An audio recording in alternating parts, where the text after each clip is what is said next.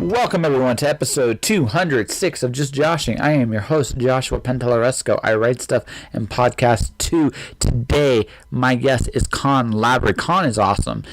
Awesome writer, designer. He just kicks some major butt. I can't wait to get my hands on Yeggman, which is what we're going to be promoting here today, on top of everything else he's doing. But we had a really cool conversation, and I invite you guys all to check it out. I want to talk about kind of what's coming up with me in the next little bit. I'm got really a lot of things just kind of coming and happening, and I'm really stoked for all of it. But I'm going to talk about actually some written stuff here. Alice in Wonderland. I was asked 2 years ago, almost now, like, hey, listen, I'm doing this anthology for Lewis Carroll, and this is Colleen Anderson, more on her later. Colleen asked me, can you do something for it from a poem point of view? So I'm like, what the heck am I going to do with Alice in Wonderland or Lewis Carroll that hasn't been done before? Lo and behold, I happened to meet this really, really awesome woman I know with this Gorgon tattoo, and it just hit me, it clicked after talking to her, that maybe, just maybe, that Alice in Wonderland and, I'm just watching my Facebook thing kind of go off here, but the Alice in Wonderland and Greek mythology would go together great. And what if Alice was Pandora? Boom! The story hits me, and this has been a wild ride. A board game's evolved on it. You want to check out episode 200? Do so. You get a sense of this. But January 12th, it is the beginning. Alice Zero will be available January 12th, 2019. Okay, cool. Let's get to the conversation and let's talk more about this when it's over. What can be summarized just there? Yes. You guys decide now? We're time for a bit. Yeah. I just turned the recorder on. I'm trying to get my composure back to that. I gotta warn you, I'm a little vulnerable right this minute. I laughed my ass off for about an hour. I'm still not completely over that. That's fine. That's fun. Yeah. It sounds like fun. I wanted to catch that one, but yeah, I guess I wanted to. Yeah. You wanted sex Nazis. I wanted sex Nazis. Yeah. That sounds very BDSM. It does. Yeah. Was it? It had bits of that. Yeah. Yeah. I'd imagine it just seemed kind of like.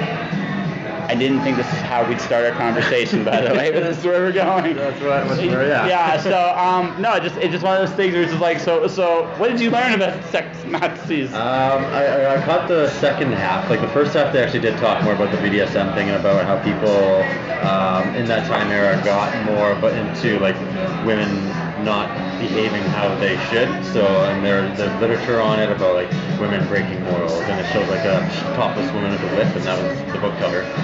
Then it got more into the actual theory of where the rumor came about, and it's not as grand and as intense as the world rumors it to be. It did exist. There was a program that this one general decided was a good idea to make the pure form Nazis, and he wanted to basically line up the most perfect genetic. Yeah. Like put them together. So they did some propaganda to convince a lot of young like women, teens and up, that they want to do it for Hitler. So, and they're being encouraged even not to get married, and they find like officers and soldiers because they're the ones that are primed for moving the Nazi race forward because they're in the military. So they try to put them together, and then they try to build these houses that would basically raise the superior race. And that's what it was. And then she talked about the aftermath of these children that grew up, and the moms were ashamed, had to hide, explain why they never had like husbands, and the kids never had fathers. It's true. It almost seems like it was actually done over here eventually too, to some degree. I mean, that's kind of what ended up happening here for a long time. Oh yeah, like with all it passed its prologue, right? So that prologue into like the 60s, 70s, and 80s. Yeah. Where all that shaming thing.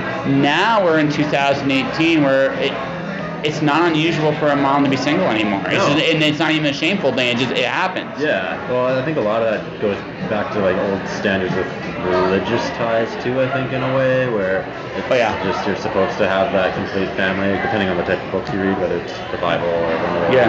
That's what you did. And if you didn't, you had a bad social status. And I like that's a little more open now, because I don't think it's fair. I don't think like some people just shouldn't. No. The reality of the situation is like look.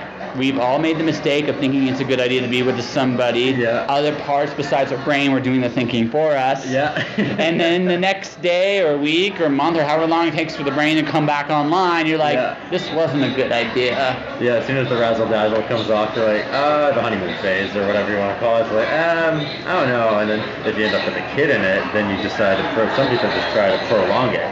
Well, some people do it honestly, and some people do it dishonestly, and that's the difference. Some people, honestly, we live together, but we're just doing this for the kid, and they're upfront about it. That's a very different perspective than I'm gonna do this because it's cheaper to keep her, and that's the funny. Yeah. That's a funny term, never heard of it. There's a song called "Cheaper to Keep Her." Okay. It's based on the way the divorce court work, right? Yeah. And it's true even today. It is. You have a certain degree of money and success. Yeah. If you're with somebody that's very self-destructive to you, you keep them together because it costs a lot of money to break that. It does. Yeah. And then they just stay together out of misery.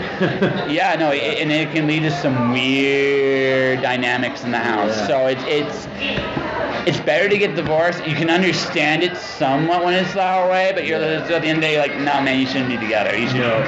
They shouldn't, but there's complicated scenarios where they can't either too, or politics are involved with families and other stuff. It gets really fucked up sometimes. I'm lucky. I didn't think this I didn't think this is how we'd start, but okay. Yeah, I don't know. It's a fascinating topic to me. It's totally an interesting. It's an interesting concept. I was goofing off. Otherwise, I would have probably done something like that. I don't know. Yeah. Like sex Nazis. Like really? Okay, sure. I thought it was going to be more humorous, and then I realized, oh no, shit, this is actually about history. No, I mean, there is information here unless it was my panel. There was no, my panel is very loosely a panel. It was more interactive, kind of.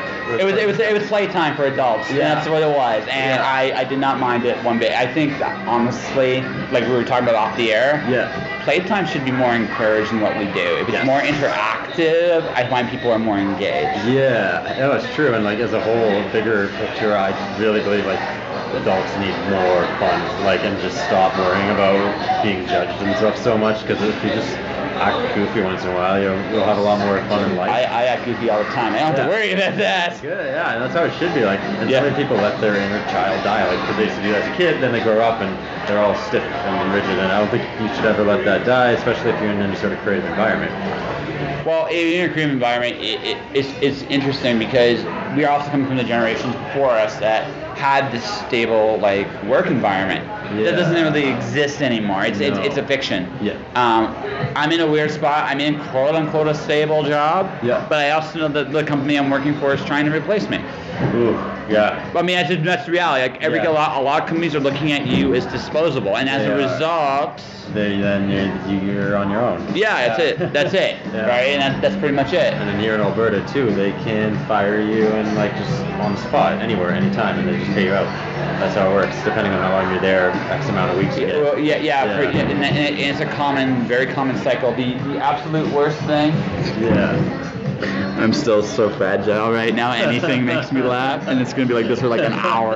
That's all right. Yeah. Beth Wagner just walked in and tried to ninja her way out. Not terribly good. No. That's what made it so funny. Yeah. It's funnier to me than it normally is because I'm at that point where I get giggles over stupid shit right now.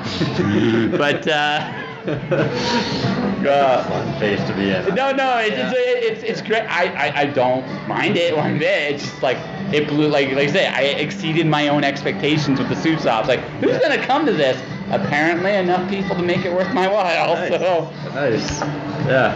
If you do it again, I'm gonna have to catch it. Everybody's saying that now. We'll see next year. I am gonna pitch it again. Okay. Cool.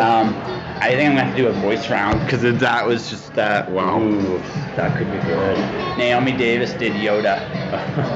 There was a Russian voice that was just to die for with Faye, and Elaine Lee did like a British voice. It was, oh my god, I was in tears. Even when you got it wrong, it was still hilarious, right? It was actually even more hilarious. Yeah, because there's no like right or wrong. You're all just kind of. Well, there was a bit of a competition to it, so I actually had two winners. So I made.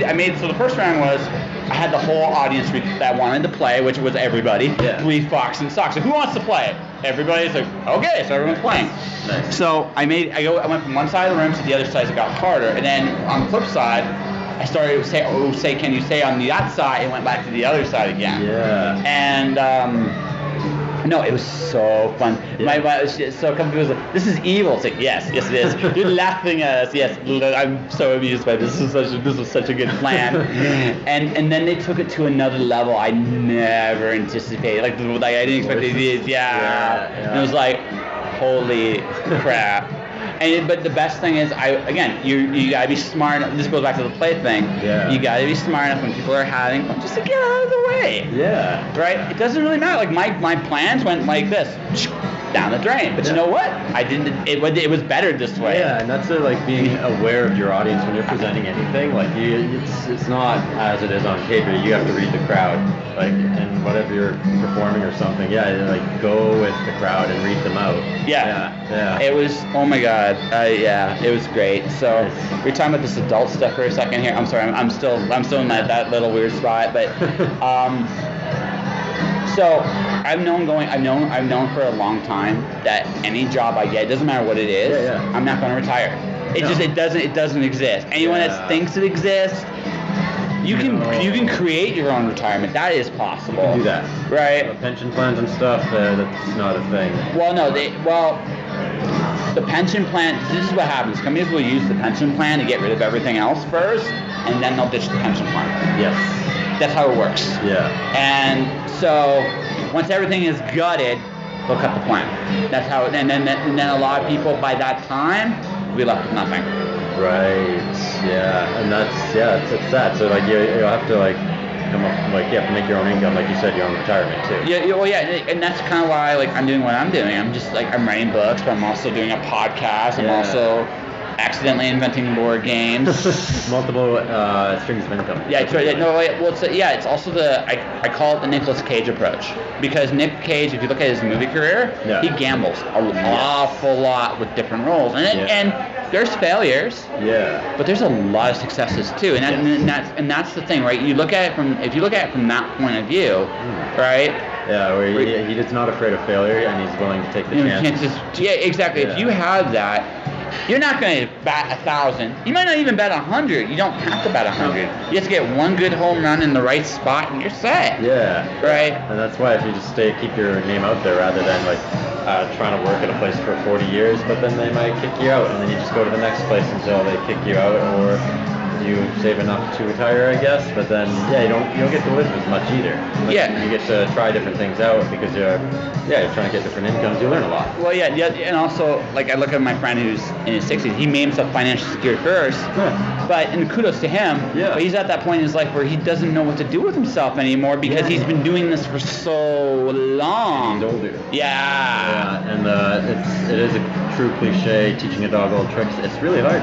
Yeah. The older you get, your brain gets more in a particular thought pattern. Not true for everyone, but it is a thing. Well, one of the things as an artist, actually, I think anybody in life who has to worry about is discomfort. You need to be uncomfortable. Yeah, so it gets stale and comfortable. Comfortable is scary. Yes. Yeah. No, take it, enjoy it. So you have to be wise enough to enjoy it when it's there for a little bit. Yeah, but don't stay there too long. Yeah, and that's a weird balance. You got to figure that out for you.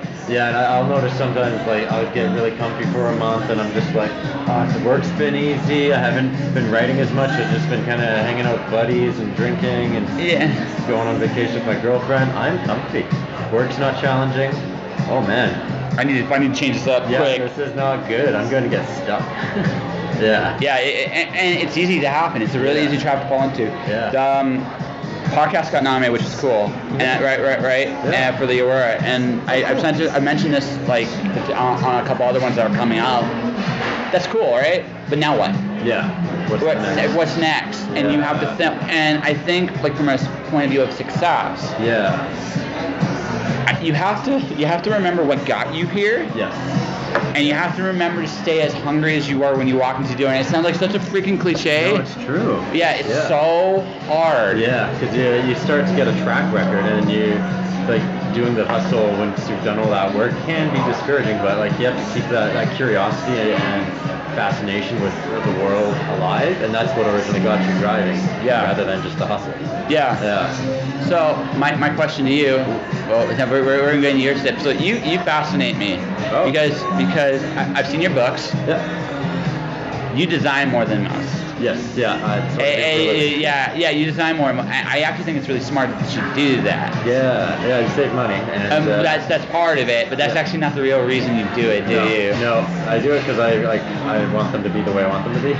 There's that, but there's also I think there's a third reason. What do you think? You want to stand out. Yes, that's true. Yeah, I do, and that is it's a good hook. Yeah. And it is something unique I can offer into the industry, even why I'm actually doing the presentation later today, because that's something unique that I can offer to people. Because there's a lot of people that have been in the writing game for 20, 40 years, and they come here and they've got wealth of knowledge, and like I'm still learning. I'm still very new. So are they. That's the true secret. Yeah, and like this is something I want to be able to offer someone or the community back, and then also like you said, stand out, so it'll help me get a name out in the industry a bit more. So, yeah, that's why I do all my own stuff too. So design or writing, what came first? Writing came first. I started writing way back when I was a kid, making for board games actually. Yeah. And the universe is an interesting beast. Yeah, and I made this grid game where it's kind of like Stratego or Stratego or whatever, but with some backstory and heroes. So I got really into writing the rule manuals and the backstories, turned into some like full-on crappy novels. Kept writing, and that was like back in elementary, and then kept writing, and then up in high school I had my first like thing that I considered good, and sent it to some publishers. Heard back from one, they said it's good, not our right genre, and I was just about graduating high school then. I was like, oh man, that was my one chance. No. Yeah, I know, and I was an angsty goth kid, and I was really that's just what I believe. I can see like black nail polish, long hair, trench coat. That's the cliche. Yeah. Did you do like the crow paint too? No, I didn't go that far. Okay. I saw quite a few of that when I was in high school, and I was like, that seems like work. That's why I didn't do it. I was pretty lazy as a teenager. Most of us are. Yeah. I think most of us are as adults too. We just recognize that we actually have to do something with ourselves. Yeah, I realized like if I leave the dishes or garbage for a week, it's like that's not going anywhere. I should probably do something about it. This is a terrible thing, curse of bachelorhood. Sometimes you forget because you're always so busy engaged in what you're doing. You look like, oh shit. Yeah, and that's exactly how it is. But yeah, as an adult, you kind of no one else is gonna do it. So no, it has to be you. It has to be you. And you're like, yeah, okay, I gotta do it. Like when I'm done, like this week, next week I'm cleaning my house because I need to clean my house. Yeah. I need to do it. Yeah. Right. So it's just like I've been pushing it off, but now I got no excuses right now. Yeah. I'm out of them. So like, okay, man up, clean up your shit. You're lazy. Get your life together. You're 36 years old. Do you know what you're doing? No. I get more confused as I get older. I don't know about you. Oh yeah. The more I know, I'm just like, man, I don't know anything. Then it just gets more confusing in what I want to do. So I have 4 rules. That's it. And I know this works. Show up. Do your shit. Yeah. Don't quit. Yeah. The rest is rain. Yeah, those are good. Yeah. I like those. Those are my rules. Yeah. Show up. Yeah. Know what happens when you do. Do your shit. Do your thing. Whatever that is. Yeah. Don't quit, because hey, you can't. That's the hardest part. It's the most cliched one, but it's the truest one too. And the rest is rain. You have to. I think the hardest thing a lot of adults and I have to accept, because as kids we believe we can change anything we want. Oh yeah, we're invincible. Right? Yeah. Well, it's not even invincible. We just know it's so easy. We know the answers. Yeah. And you get older, you're like, well, I can change this, but they don't want to change this. Yeah, and it's a lot of, you realize the amount of work that goes into that. Yeah, exactly. So is it really worth changing it? Is it worth it for me to deal with this? Yeah. Are you that passionate about that? Yeah, exactly, and that's why causes are such a big thing. Like when you're younger, it's easy. I can believe this is these are all cool things. What are you gonna do about it? Yes. What are you really gonna do about it? Yeah, and it's true. Like even for people that complain about stuff, there's politics and everything. It's like, or like, what are you gonna do about it? That's the thing, right? If you look at that spectrum, it's talking about like needing dishes done in a house cleaning. Yes. The reality of the situation, and this is even true up here to some degree as well. House cleaning needs to be done. Yeah. We are a different world than what we were 100 years ago, or in their case, 300 years ago. Yeah. And changes need to be made on a multitude of levels. Yeah. But that means you got to get together with your leaders. Yeah. You got to tell them, corporations bad. Yeah. You work for us, bitch. This is what we need to do, and everybody's got to be willing to go for it. Yeah. But even if everyone's scared to go for it, it's not going to take off. and it never will happen. Yeah. So I think what's happening. See, what I think personally happening down there is everyone knows something's wrong. Yep. No one knows what to do about it. Yes. So what do? You have all this pent-up anger and frustration and rage Yeah. with no actual outlet to do something with. Yeah. So you become a Twitter troll or someone that's just outraged over everything. Yeah, you find something to pick on. Because it makes you feel better to the fact that this problem can't. I don't know how to deal with this problem. Yeah. But I can do something about this. Yeah. And that's not a completely destructive impulse, but it's not being used in a constructive. In a constructive way. Yeah. Right. And like we're kind of I think with society as a whole, especially with technology, we're in this awareness phase and a shift in mindset, a huge one. Like even with the younger generation, Gen Z really interests me because they're the ones growing up on all this and they're seeing our generation that kind of is that middle phase. We are in between one thinking into a next. Our advantage is the old thinking still matters. Yep, and we understand how the old world works before technology. Which will be handy at some points when the light switches go down. Yeah. The flip side, however, is they're a lot better at their toys than we are. They are. Yeah. And they're quick. Yes. And, that's where they are quick. Where we have the advantage is a lot of them don't know, and this is going to sound very insulting. It's thinking critically. Now that you can't think, the tools aren't there for you like they were for us. Yeah. They have taken them away.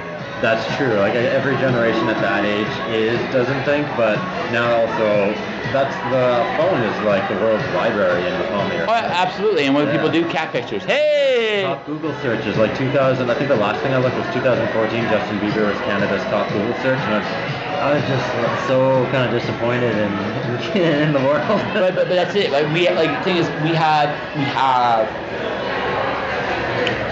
power. Yes. Knowledge.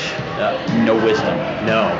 And that's the thing. Like there's So what's happening is the machine's kind of playing off that. Yeah, and where companies won't capitalize on that. Oh, of course. Yeah. It's easier to do that. Yeah, and like I think like at least from the knowledge I know, a lot of that wisdom stuff comes from whatever you want to call it, more like spiritual teaching and like more community-based stuff. Spiritual teaching and families. And a lot of families are broken. And that's all missing because as soon as the industrial age came about, it was more just about efficiency, quickness, and more rapid production.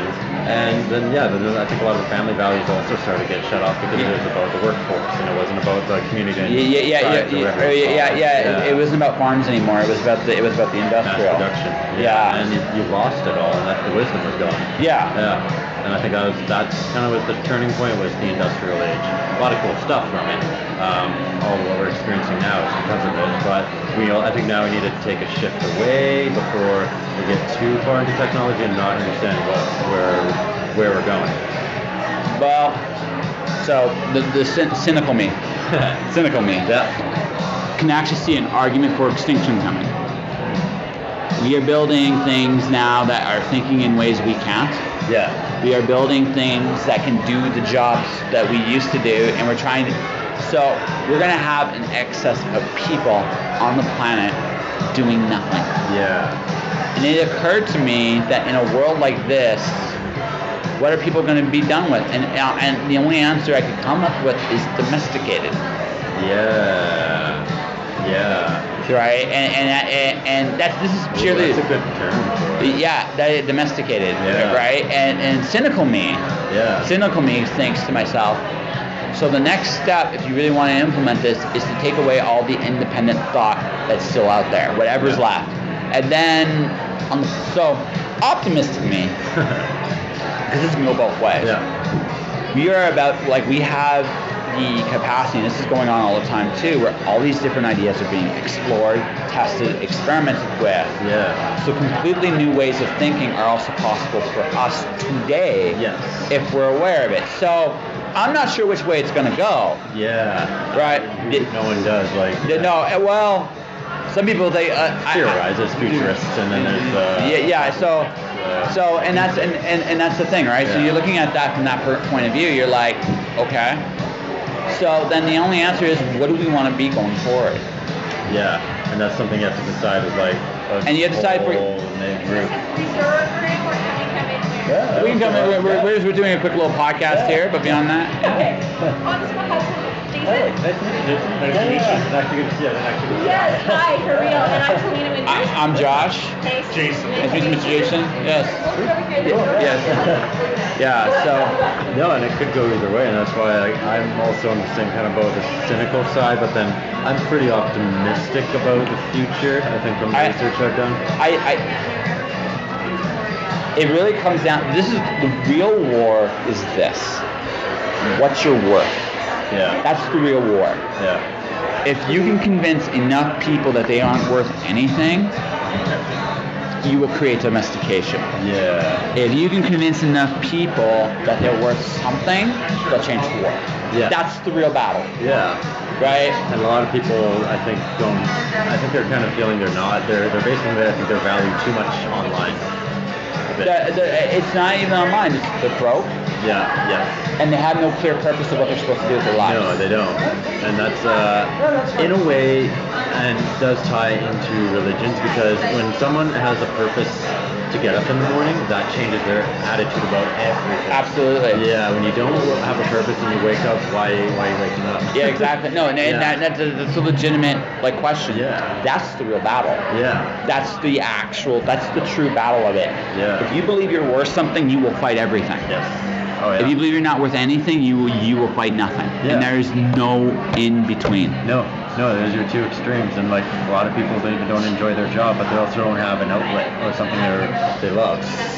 I'm weird because my day job is, I've said this publicly, is kind of like my bitch. Because I recognize it for what it is. Yeah. Right? It's a job. It's not a career, it's a job. And the difference is this. I recognize this as a mutual use. They're using my time to get their agenda done. I'm using their resources to get my agenda done. Yeah. And that's all this is. It's an arrangement that will suit us both very well. Yeah, neutral. Yeah, it's a mutual arrangement. I don't care though. They don't care. Yeah. It goes both ways. Yeah, simple. Yeah, right? Yeah. And as a result, I know where my leverage is. My leverage is that I don't care. Yeah. Their leverage is that they don't care. Yeah. And that's it. But we can come to a working relationship. Yeah. And then when I go home, it's done. You wipe your hands clean and you move on. Yeah, that's it. The That's rest of the time's yours. Yes. Yeah. That's it. But you also know you want other things beyond that. Well, I know there's more to life. Yeah. Right? And that's the thing. I'm well aware of what is possible out here. Yeah. Just last night, whether this is true or not, it's irrelevant. But this is a conversation I had. I was walking up Center Street going home. Yeah. And this gentleman interrupted my walk, and we started talking. He asked me what I was. I was like writing, podcasting, and because I'm prepping for my presentations for tomorrow. Yeah. And he walks and interrupts, and so we started talking. I turned it. So he interviewed. He's like, "Yeah, I'd love to do what you're doing." He's like, "Yeah, go for it, right?" Yeah. On the flip side, he goes to me. So we started talking about what he's doing. He's a painter. Oh, cool. Has his own business. He's making really good money doing what he's doing. Nice. Now he's trying to figure out like what will make him happy from here. Yeah. And this is and for me this is an interesting thing. It was like I watched this. We just had this great conversation about what he has accomplished. Because no matter what you do for a living, Yeah. success is success. Yeah. You can't argue with it. No, and you there's lots of ways to succeed. Yeah, absolutely. So success is success, and he's successful, and he's trying to find something that now beyond the money, and he's young enough Yeah. where he can do that. Yeah. So, yeah, he was like, at the end of that conversation, he was like, "Thank you very much. I need to hear that." I was like, "Cool." Yeah. Yeah. So maybe he wasn't a millionaire. Maybe he was. Yeah, but he's Right. looking for something else in life. Yeah, exactly. Yeah, So that's and right. I've been for the last few months. That's what I've been running into more and more and more. Yeah. So there's a big part of me that actually believes that I want success, not just for my podcast, but for my writing, for everything. Yeah. Right? Yeah, you want to actually live a fulfilled life. Yeah, exactly. And as many different ways as possible before one day I go away. Yeah. So I'm going to do all the things I know how to do. And what I'm finding now is there's this big shift in terms of the people in my life. A lot of certain people have just disappeared. Yeah, because you attract the kind of people that are like you. Yeah. Right. Yeah, the good and the bad. Yeah. Right, on that. And so you got to be a little careful too. But more often than not, I'm finding people that want success, that want more. Yeah. I'm finding that more and more and more, and that's what gives me hope. That's actually what gives me hope. Right? Yeah. That still exists. That's still out there, and people are doing amazing things all the time. Yeah. It's almost, the podcast for me is kind of like a affirmation of that. Yeah, because you get to talk to all sorts of different people, hear their backgrounds, get on a real person-to-person level and stuff, and yeah, you get to learn lots of cool stuff. Where Absolutely. Yeah, and like when if you're not in if you surround yourself with people who aren't really going anywhere, that can affect you because you are the company you keep too. Yeah, absolutely. Yeah, and that's just kind of the truth. Yes. Yeah, and like you said, some people left your life, and yeah, because I don't know them personally, but you were changing as well. So. And they were changing too, in all fairness to them, and it would end up happening. So that's the way we're going. Yeah. Right, and it's not a bad thing. No. Right, but sometimes people grow apart. Maybe you'll grow back together, or maybe that's just it. Yeah. Yeah, and that's I think a lot of relationships in life go of all kinds. Like you come away, but then you can come back. And some people, yes, you can. Yeah. It comes down to the effort you guys are willing to make at that point. And you kind of pull each other back. Like, oh, you're going too far away from me. Where you go? Yeah, exactly. And that's the thing. Right? And if people are willing to do that, that's a relationship. That's something. Yeah. And I think that's healthy. Yeah, absolutely. Yeah, absolutely. Yeah. So it's cool because what you described was I've noticed too over the years. Just the type of people I'm around more frequently changes over the years. Well, last year, you saw me before I fixed my teeth. I think you met me. Yeah, maybe you did, maybe you didn't. But my teeth were heavily damaged. Yeah. And I came to a point where there's a month where everyone just pushed me away for whatever reason. Yeah. And you get mad and it's really easy, but then you recognize it's you. You have to change stuff within you. Because something about me is pushing them, giving them the impression they can do that. Yeah. So when I fix the teeth, the only conscious difference I do now, I don't chase anybody. I don't. Yeah. I just don't. It doesn't matter. If I make a promise to you, I keep it. Yep. But I don't chase you after that. It's this is it. Yeah. And then you're not gonna. As soon as you start chasing, people will decide you're worth less to them. Yeah. So you agree upon something and then you do it. That's how I operate mostly. So if we're gonna go meet up for beers or if we're gonna have a meeting about something this time here, great.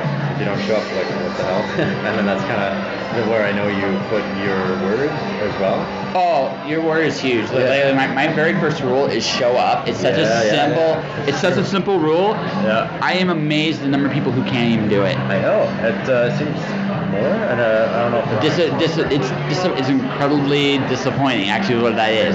Very. Yeah. It's just show up. I don't care if you say no. That's fine. But that's fine. At least I know. Just show up. You don't. I don't feel like I've wasted my time if you show up. Yeah, and that says a lot. And, and you show up to play too. I think it's important, whatever it may be. So even on social levels, if I've had a rough day or something, I'm not going to project that onto someone else. Working noise. Right, you try. So Yeah.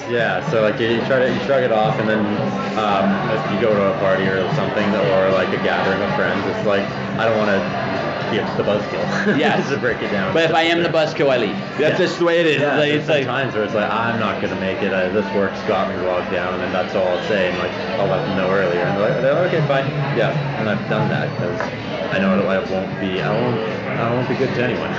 Yeah, no, there's I know when I go back to the day on Monday, I'm work me by myself. Just put me by myself. I don't care what I'm doing. Yeah. Don't put me with anybody at all. Because I'll be fried, and I know I will be fried, and I will be. I'm not gonna say volatile exactly, but I'm not gonna have the energy to talk and participate, collaborate. I'm not gonna have it, and it's just it's not there. Just put me somewhere where I can work by myself at my own pace.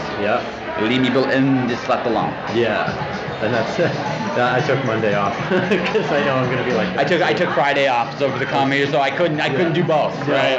One or So I the other. had to pick my poison, and I was like, okay, I'll swallow that Monday. One So. extra day at the convention, that's worth it. Nice.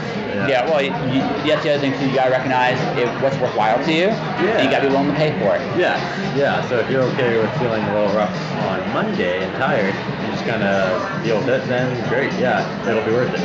Yeah, and that's I think the risk and reward thing with it too. So Yeah. but that's just taking a chance of getting out there, which people I think do more of. Yeah, do the uncomfortable. You are a very interesting individual, my friend. You too. Yes. I like chatting with you. Yes. Yeah. Let's do it more. Yeah. No. Totally. Like. It's a shame you're gone tomorrow, man. I know. It's a shame you're gone tomorrow. Otherwise, I have a beer with you after the show. Yeah, well, like, I've got my 7 o'clock thing, then the signing, then my panel at 9, but maybe after. Yeah, maybe it would fun. totally. That'd be cool. Yeah. So, okay, so I think we have an interview. I think so. What do you think? Do we have one? Yeah. Okay, so you're just here to look pretty. That's it. Pretty much. Yeah. Okay. Yeah. Anywhere I Okay. go, just Yes. Just stand. Yeah. stand. Do like a pose. Yeah, no, I'm working on my model career too. Okay, so I already know one blue steel, so you can't be that. So you're I gotta make a new signature Velvet Revolver. Oh, that's a good one. Yeah. Let's go. Are you okay being called Velvet? Velvet Revolver. Or just Velvet for show? Velvet for short, yeah. Yeah, you can do that. You can do that. It can be Velvet. I can't believe it. I'm still not. Oh God, I'm not gonna be that way. I'm gonna need like a break when this is over. All right, so Mr. Konn. Yeah. What I'd like you to do is plug your next book's coming out really, soon. September, yeah. Yeah, so plug that one. Cool. And then how people can find you. Okay, the next book is part 3 of the Dark Fantasy series, Mental Damnation. It is called Purity, and it is launching at the Edmonton Comic Expo September 21st. It will also be on ebook and print on demand by then too. You can find it at konnlavery.com. That is KONNLAVERY.com. I'm also on Facebook, Twitter, and Instagram quite often, so you can see me post about it there, and I'll be sharing tidbits over the next month of the new book and some of the artwork found in there. So check it out. All right.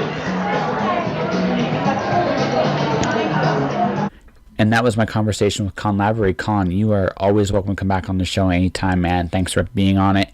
You should definitely check out Konn's work, Yegman, the Mental Damnation series, or any of his design stuff. He's an awesome designer, and it definitely shows in his book. So definitely check him out however you want to check him out. He rocks, and I'm hoping I get him on the show again sometime down the road. Before I get to my stuff, and I talk about the Alice pandemic a little bit more, I want to talk about Colleen Anderson. Colleen just recently released a book called Body of Work. Colleen, in addition to being a great editor, is an amazing storyteller in her own right. Body of Work is a short story collection featuring 8 amazing tales. Among them, whether you like prosthetic soup bottles, nano fungus, gingerbread people, there is a story that is definitely for you. She's one of the most gifted storytellers I've ever heard. Take a look at Body of Work. It's available wherever books are sold. Definitely take a look at it there. And yeah, man, just it's amazing stuff. So Colleen Anderson, Body of Work, check it out. And that will do it for another episode of Just Joshing. So if you want to support the podcast, you can do so a number of different ways. Right now, you can subscribe to the podcast, whether it's through Podomatic or Google Play or iTunes, whichever your preference, you can now do so. Go to your players, look me up, Just Joshing, subscribe, leave a comment, review. That'd be greatly appreciated. And if you don't like the show, don't tell anybody. I'll understand. Also, I have my books, The Watcher, Stormdancer, Wandering God, courtesy of Mirror World Publishing. Go to mirrorworldpublishing.com for more information. Buy some books there, or you can go to Amazon, Kobo, anywhere books are sold electronically or brick and mortar. You can get my books. I would appreciate it. Same thing. If you want to leave a review, do so on Amazon or Goodreads. I would greatly appreciate that.